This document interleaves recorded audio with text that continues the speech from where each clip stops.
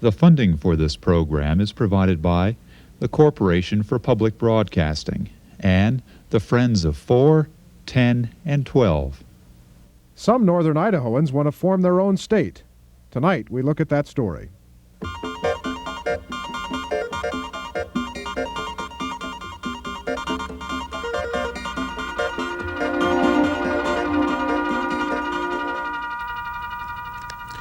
Good evening. There is an old Idaho story about this being a state really with three different capitals. Eastern Idaho, with its strong historical and religious ties to Utah, so this story goes, tends to identify more with Salt Lake City than it does with the capital, Boise. Northern Idaho, where some state legislators actually live closer to the Canadian provisional capital of Calgary than they do to their own state capital, tends to identify with Eastern Washington, so this story goes, and its hub, Spokane. Southwestern Idaho, as a result, tends to be a region unto itself, and at times Boise, a capital without really much of a state. For whatever reasons, historical, religious, geographical, or something else, Idaho is a very sectionalized state. And lately, some of the natives are more restless than they usually are. In the last couple of months, city councils in Sandpoint, Coeur d'Alene, and Lewiston, and the County Commission in Nez Perce County have approved resolutions advocating the secession of Eastern Washington and Northern Idaho and the forming of a new state. Some proponents of that idea even throw in Western Montana. The Northerners have a list of complaints as long as the Panhandle, but it all really comes down to the widespread belief in Northern Idaho that the northern part of the state consistently receives a bum rap at the hands of the state legislature located in Boise, and from Eastern Idaho as well. The East has its own list of complaints, including the contention that all roads lead to Boise, at the expense particularly of Pocatello. Tonight, how serious is this secession talk, and how legitimate are the complaints? We begin tonight with a quick look at how this weird-shaped state became a state. Producer Gary Richardson spoke with historian Arthur Hart. Idaho Territory was established in 1863 by simply cutting off the eastern part of what was then Washington Territory and letting the miners have it. So the line was drawn pretty arbitrarily, and it didn't make a lot of sense in terms of geography, in terms of economic interest or anything else. But political expediency really determined where that line would be drawn. Briefly, Idaho then was the largest territory in the nation. It was a big square chunk on the map, bigger than Texas. And then when Montana Territory was created in 1864, the new line was drawn following some natural barriers in the mountains, but it left Idaho with a peculiar little panhandle strip, which has been a source of annoyance ever since, and which really doesn't make a lot of sense geographically. The late Senator Borah called Idaho a geographical monstrosity. And so the current interest in seceding or becoming annexed to something in a new territory or a new state or part of Washington, this is something that's been going on for well over 100 years, simply because the thing didn't make a lot of sense in the first place. In addition to geography, which is the main thing that divides Idaho into sections, the difficulty of access between North and South Idaho is something we live with today just as they did 100 years ago. There have always been political motivations for a lot of these things, and we've had some strange alliances between the Mormons of southeast Idaho and the Panhandle Idahoans because they were basically Democrats at one time. I understand there was once a proposal for a state of Columbia that would include northern Idaho. Yes, the notion of a state of Columbia has been around for well over 100 years too, and has recently been proposed by some contemporary geographers who think it would make a lot of sense. It recognizes that today at least Spokane is the heart of an empire of its own, and Spokane certainly knows it and calls itself the capital of the Inland Empire. But the interests of North Idaho certainly are more closely related to those of Spokane and that upper Columbia River territory.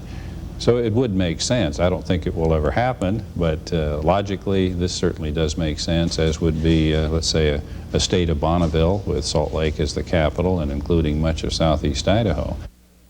Producer Mark Krein of public station KUID in Moscow has a report now on the secession movement in northern Idaho and the complaints of some of its leaders.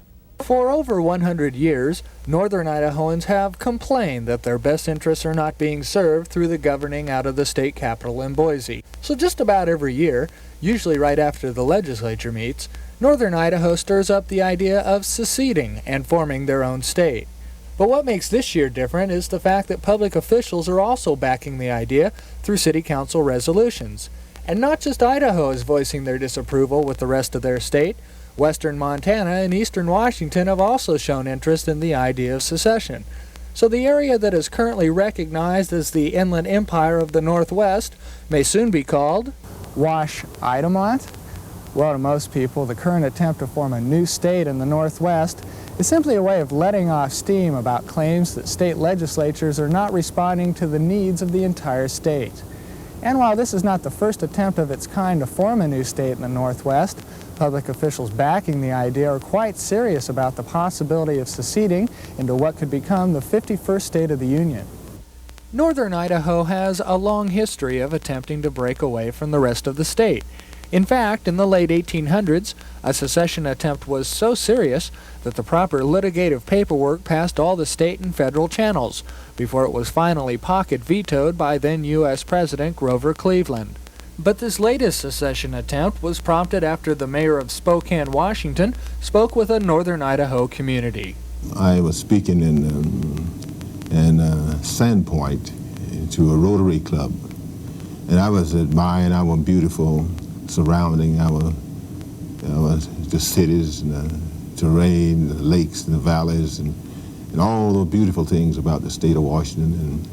And I was comparing it with our area there and how much we had in common, and we have in common with northern Idaho and eastern and western Montana, that we have so much in common that we should probably be thinking in terms of getting together on a lot of things. And one individual asked me, my concern, was it seceding and starting a state? I said, well, that might not be a bad idea to look into. That was all the catalyst northern Idaho needed, as the cities of Coeur d'Alene and Lewiston unanimously passed resolutions to secede from Idaho and join with eastern Washington. The reasons cited in the resolutions are economic, geographical, and political differences, and both city councils are urging similar resolutions to be adopted in all Inland Empire cities. Why did we go to the council with it? We liked the idea. People have jokingly said, why don't we do something like this for years? And this is the first time everybody's really, we kind of did it as a joke, and we got to thinking about it and said, hey, this thing kind of makes sense. Maybe we should go on with this a little bit. One of the so-called gripes from northern Idahoans is that state government always under-budgets the Panhandle region. But then again, most of the state has that same complaint. However, northern Idaho's most legitimate complaint is State Highway 95, the only major highway connecting northern and southern Idaho. Except for a small stretch outside of the Lewiston area and a handful of passing lanes, it's a two-lane road, and the complaints are that it is dangerous and in bad shape. Everybody calls it the Goat Trail. That's a state highway, the biggest state highway in North Idaho. And it's dangerous, extremely dangerous. But you go to southern Idaho, sports fans, and you don't find those roads. Many northerners also feel the moral influence of the southeastern portion of Idaho dictates laws the northern Idahoans must abide by, such as liquor and lottery controls. In southeast Idaho, those counties have more than 50% of their population belonging to the LDS Church, where none of the counties north of Boise have as many as 10% of their population. And I think that's bound to make a difference in people's philosophy and the way they vote on issues. I think the people, if the people are upset, they tend to get upset with the moral standards that seem to be set from the southern part of the state, and that they are placed upon the people in the north who don't particularly subscribe to that particular standard. That's a bum rap for the Mormons. Certainly the Mormon standards are not our standards up here by and large, but there are too many people, non-Mormon people in the legislature and everywhere in the southern part of the state that play to that standard. They feel that that's the standard that everybody wants, and then they will say, oh, we're not going to have a lottery, we're not going to loosen up the drinking laws, we're not going to do anything that the northern part of the state would have no problem accepting, in fact wants. City Council officials are well aware that completion of this secession plan would be near impossible due to bureaucratic complications. So what they really hope to accomplish through their efforts is to have their message heard. I think it's worth trying. I think the people in the southern part of the state, if they would stop and think that every time they want to cut higher education, they want to kill, not just kill Lewis Clark State College at Lewiston. Every time they want to cut higher education, they want to take some of the colleges away from the University of Idaho and transfer them, the good parts of it, of course, and transfer them down to the southern part of Idaho. They want the law college down there. They want other things down there. Every time there's something to be cut or money to be taken or money to be saved, it comes out of northern Idaho. We're getting a little tired of it. As I mentioned earlier, the eastern part of Idaho has its own list of grievances with the state capital. As former state legislator, Pocatello resident, and now Public Utilities Commissioner Perry Swisher recently told the Idaho State Journal newspaper in Pocatello, and I quote, "The Boise establishment does incline to view Boise as the center of the universe." In Pocatello, here's KISU producer Paula Whistle. In response to the Northern Idaho secession movement, an editorial writer for the Idaho Falls Post-Register here in eastern Idaho recently wrote, "North Idahoans have for years tried to tell legislators that they're getting short-sheeted. Strange, the same complaint comes from East Idahoans. The message is that all public works roads lead into Boise. After new highways are completed around Boise, the rest of the state qualifies. After Boise State University's needs are satisfied, the two other state universities may get in line. If there is consolidation of agencies, the orders are to close the regional offices and centralize." The editorial writer goes on to suggest that rather than northern Idaho seceding, Boise should form its own state. In an Idaho State Journal article on the same topic, an illustration featured Boise as a huge vacuum cleaner, sucking up such eastern Idaho programs as the Police Academy, public television, Idaho State University programs, and high school athletic playoffs. Is all of this just Portneuf paranoia, as it's been called, named after the river that runs through here, or is there a justified concern? I think there is a feeling in this area as well, which, you know, is also similar in the north, that those in the capital city seem to forget that everything that isn't within the circumference, you know, of Ada County somehow doesn't count. And whether or not that's accurate or perception, I think in all honesty, that perception is there. A lot of people ascribe to conspiracy theories, that there is a group of people who are trying to do us in.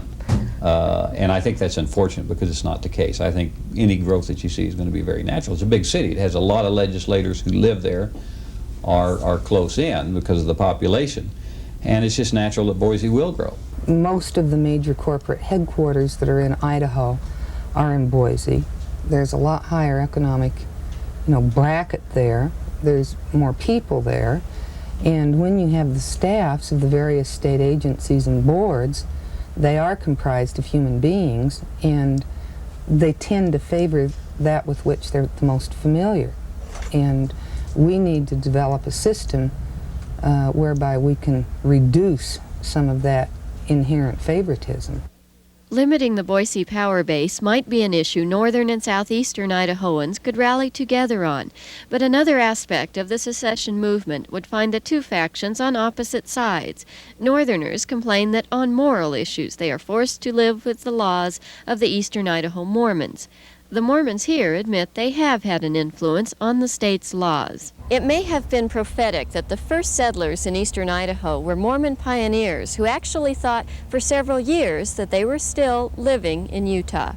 Many eastern Idahoans, for religious and geographic reasons, identify more with Salt Lake City than with this state's capital, Boise. Mark Ricks, a state senator from Rexburg, is typical of the Mormon legislator from this part of the state, where some of the districts represented are from 60 to 80% Mormon. Rick's family has lived here for generations. He feels that his church has had a strong and positive impact on the state. Well, I think that we've been able to maintain a wholesome environment as far as some of the positive things are concerned, and not entrap our people into some of the vices that are too readily coming into our communities from other states and other communities. the moral fiber in the nation certainly is decaying. I feel that very strongly. We need to do something to kind of turn that thing around a little bit if we possibly can.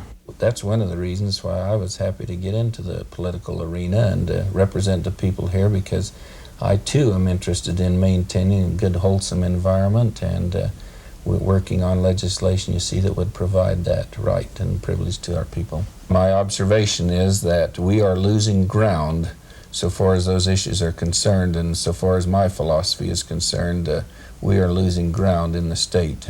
I think that liquor interests are gaining more and more control.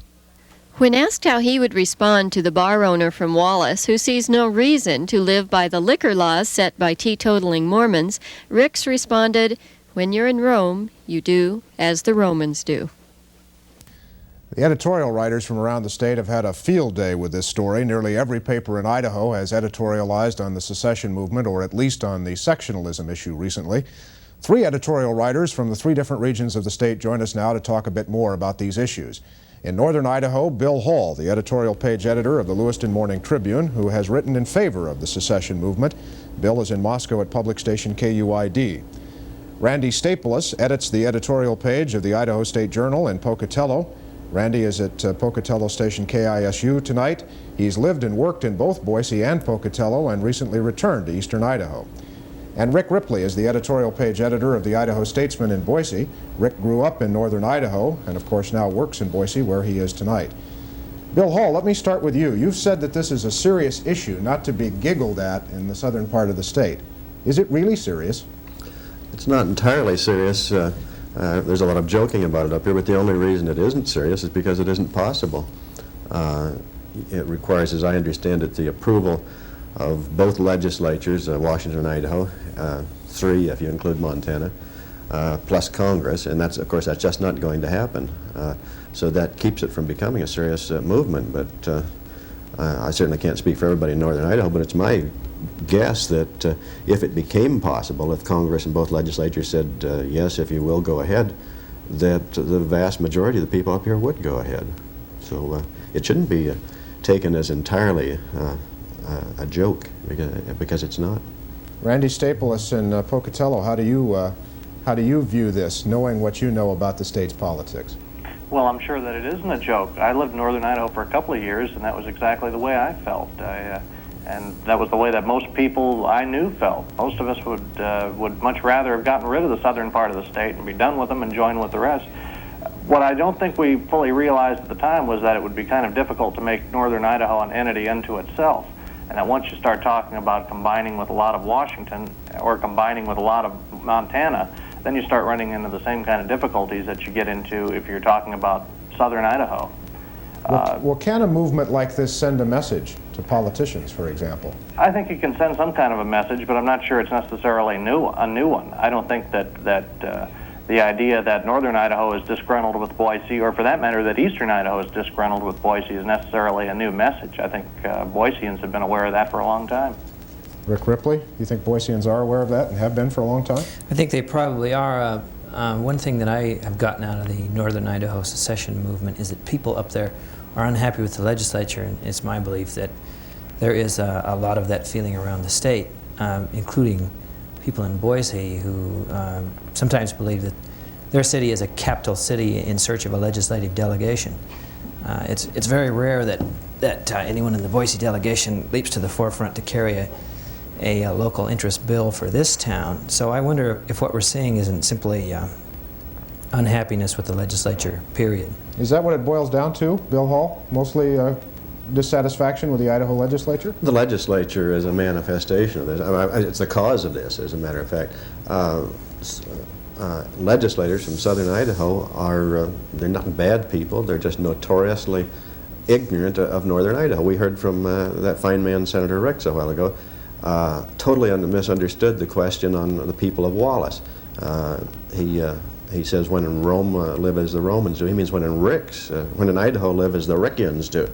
And in Wallace, for instance, you have miners working 24 hours a day.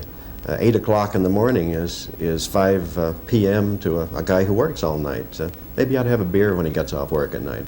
I'm sure Senator Ricks wouldn't want anybody to have a beer any time of the day or night, but he must concede that he can't do any more about that than I can about secession. So he has to recognize that we are, to some extent, a different people. He has to show a little more tolerance. Randy Staples, what about that puritanical element, if you will? I think that's what Bill characterized it in an editorial recently. Well, I think it's there to a certain degree among some legislators. I'm not sure that's universally true, and I'm probably, my view on that from Eastern Idaho is probably a little bit skewed coming from Bannock County, which is kind of an exception to most of the rest of Eastern Idaho. Well, what's wrong with it? I mean, the majority rules in this system, does it not? And the majority happens to make the rules and the liquor laws that apply in every region of the state. Well, that's true, but in Idaho, I'm not sure that it's that easy to put together an absolute majority in any case. The state's divided into too many complicated regions. Even in Eastern Idaho, for example, there's a large segment, Bannock County, which is not anything like the rest of Eastern Idaho. It does not have as strong a puritanical element. Even in Northern Idaho, you have a strong element in Kootenai County that it does not feel the same way most of Northern Idaho does. It's not quite that simple. I'm not sure it's that simple to put together a majority position on something like that and say that this is the way it's going to be. Mark, I don't think we should get hung up on the moral thing. That's certainly part of it. We could use more, I think, local option laws to help with the Wallace-Ricks situation. But this dissatisfaction of the legislature is partly political. As you well know, Northern Idaho has long been staunchly Democratic. That's starting to break down a bit now. There have been times in recent years when there have been no Republican legislators from north of the Salmon River. There now are a few. But Republican legislators, I think, tend to reward those areas that vote Republican. Maybe they do it subconsciously, and they tend to gyp us a bit up here. And so some of this is not all paranoia. We are shortchanged up here. Councilman McKelvey from Lewiston cited several ills, and I could cite a couple more that he didn't mention. Go ahead. Whenever you have to, it comes time to cut the mental health budget, you consider closing State Hospital North, never State Hospital South. When Cecil Andrus decentralized, one of the best things for this diversified state, he decentralized health and welfare administration so the people who make those decisions on our health and welfare live here in the north or in the east with the people they're serving. That legislature, in effect, closed that down by cutting that budget to the point where they had to haul all the administrators back to Boise. And here we are out in the boonies again, taking dictation from Boise. It's not just the legislature, however. We also have a television czar there in Boise who has been censoring our national television programs on your own station. Rick Ripley, legitimate complaints, you think?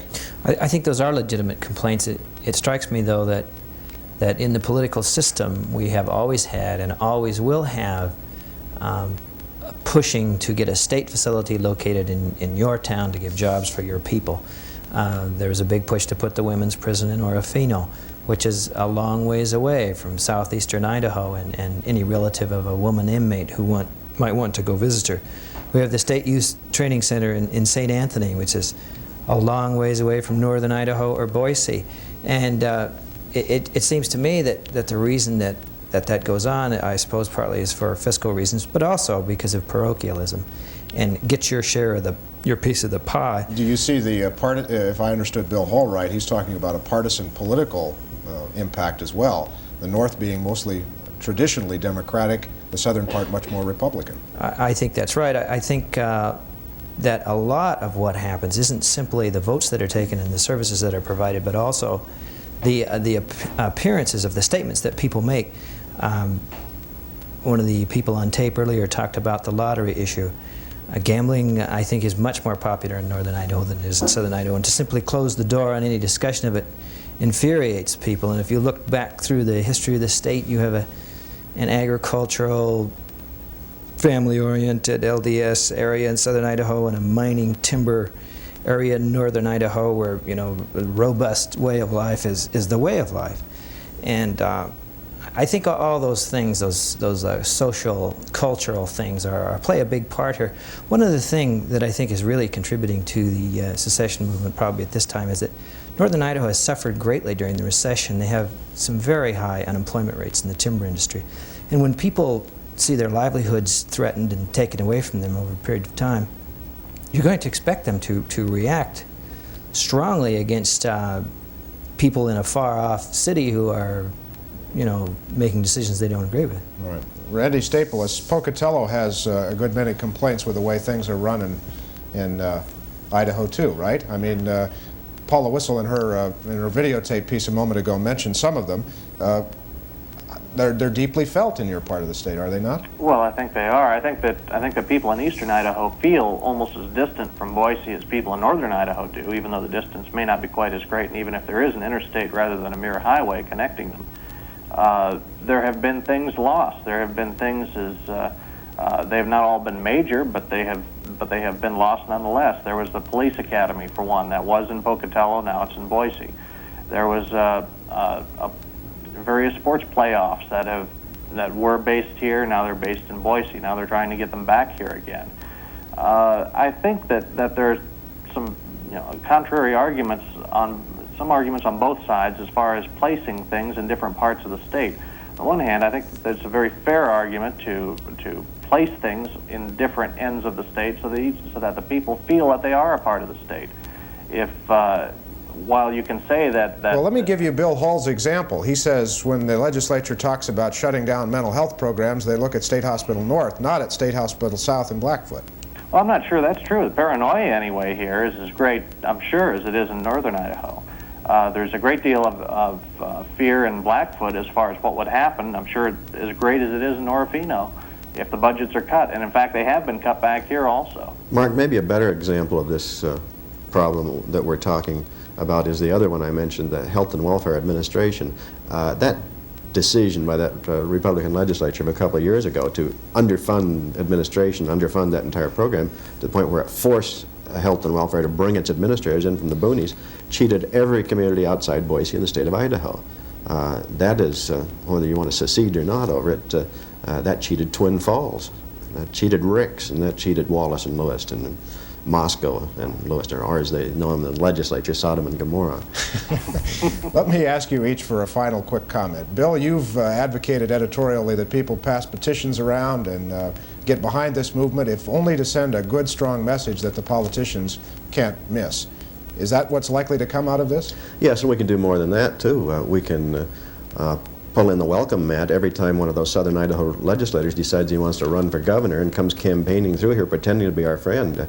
I know my newspaper and a couple others up here are going to remind the folks of the North which politicians have been involved in not letting my people go. Randy, a quick comment on that? What do you think will come of this? Probably not too much in the long run, but at least the legislature will be a little bit more aware of it next time than they were this. Rick Ripley? I think that it's a serious message to the extent that people are not happy with the legislature in general. I think that's an important feature of all this. So the message is the legislature ought to be aware that there's a good deal of dissatisfaction. And yes, not necessarily partisan dissatisfaction, but just dissatisfaction. And I think the dissatisfaction doesn't start and stop with the Northern Idaho secessionist movement. Got to leave it there. Rick Ripley in Boise, thank you for being with us tonight. We appreciate it. Randy Staples in Pocatello, thank you. Bill Hall in Moscow, thank you, Bill. That's our time for tonight. We'll be back tomorrow. I'm Mark Johnson. Good night.